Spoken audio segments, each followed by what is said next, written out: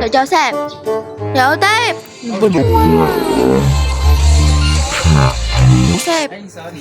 Bakit? Di ba nakapagkwentuhan tayo? Oh. Sabi mo kasi sa umaga, nagmo-monitor nga kayo. Dun sa... Kaso nga lang, yun lang ginagawa nyo doon. Nagmamonitor kami. Bukod doon sa magmamonitor, nagpapaalala kami sa mga bata tulad ng mga mahahaba ang buhok.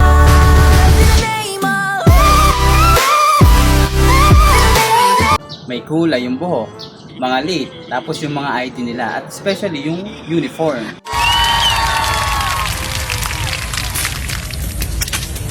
Kasi kapag halimbawa, hindi sila sumunod sa mga ganong rules, magkakaroon sila ng mga minor offenses. Ay, meron palang ganon. Oo, kaya dapat nandun kami bawat gate para magpaalala sa kanila.